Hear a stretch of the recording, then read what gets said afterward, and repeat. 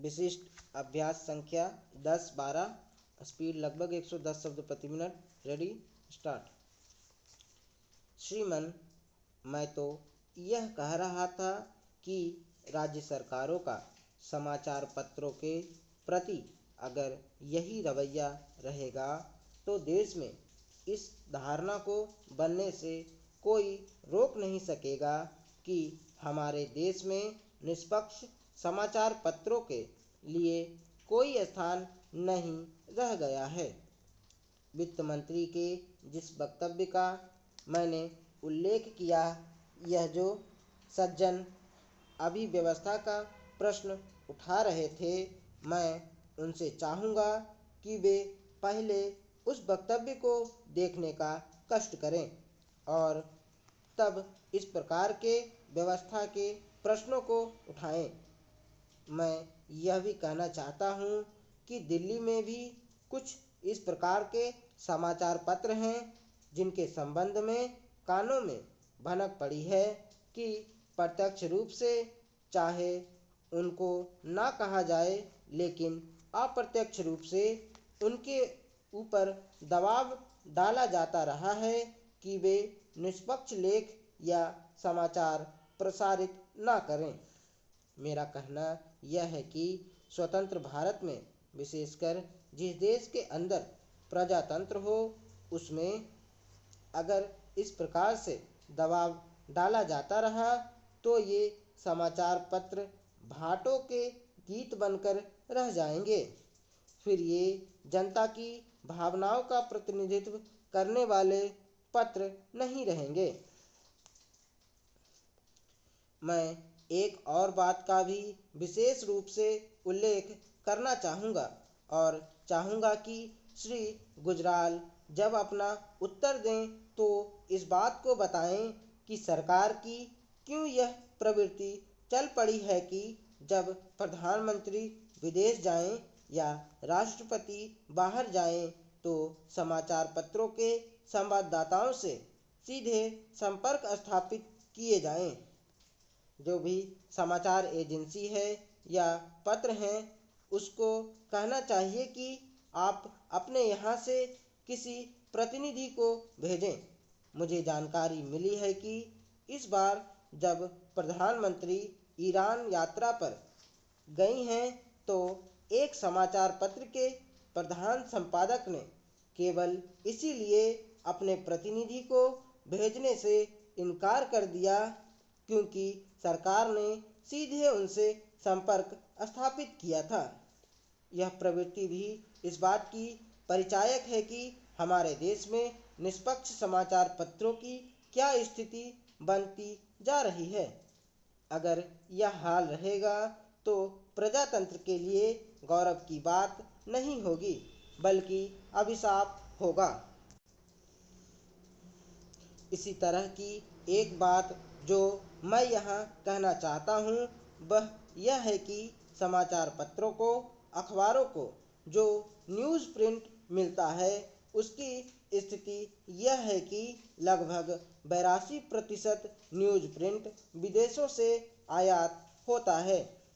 अभी पीछे जो आंकड़े दिए गए थे उनके अनुसार गत वर्ष हमारे देश में न्यूज़ प्रिंट की जितनी कमी थी वह 78,000 टन थी, लेकिन इसी अनुपात से इस वर्ष के लिए जो आंकड़े दिए गए हैं उनमें 1,33,000 टन की कमी का अनुमान लगाया गया है। मैं जो विशेष रूप से बात कहना चाहता हूँ वह यह है कि जो बाहर से न्यूज़ प्रिंट का आयात होता है राज्य व्यापार निगम द्वारा होता है। राज्य व्यापार निगम को जब पिछले वर्ष इस बात का आभास हो गया था कि न्यूज़ प्रिंट की यह स्थिति होने वाली है तो राज्य व्यापार निगम ने आयात क्यों नहीं किया। श्रीमान, मुझे एक बात यह कहने की भी आज्ञा दी जाए। मैं भारत की राजधानी की बात कहता हूँ, बम्बई, कलकत्ता और मद्रास की बात नहीं कहता हूँ। ऐसे समाचार पत्र भी इसी दिल्ली राजधानी में हैं जो सरकार के कृपा पात्र हैं और सरकार की कृपा का वे दुरुपयोग कर रहे हैं। मैं चाहूँगा मंत्री महोदय बाजार में जाकर अपने स्रोतों से इस बात की जानकारी लें कि जितना न्यूज़ प्रिंट उनको मिलता है उसका पूरा उपयोग वे नहीं कर रहे हैं। वे अपनी संख्या ज़्यादा प्रदर्शित करते हैं और न्यूज़ प्रिंट ब्लैक में बेचते हैं और ब्लैक से दूसरे समाचार पत्र उसी न्यूज़ प्रिंट को खरीदते हैं। जब सरकार की नाक के नीचे दिल्ली में इस प्रकार की घटनाएं घट रही हैं तो दूसरे बड़े नगरों में इस प्रकार की घटनाएं नहीं घट रही होंगी, इसके लिए क्या गारंटी दी जा सकती है। मैं इसके लिए यह चाहता हूँ सूचना और प्रसारण मंत्री इस बात को अवश्य बताएं इस सदन को कि भविष्य में न्यूज़ प्रिंट की कमी को पूरा करने के लिए उनके पास क्या योजनाएं हैं।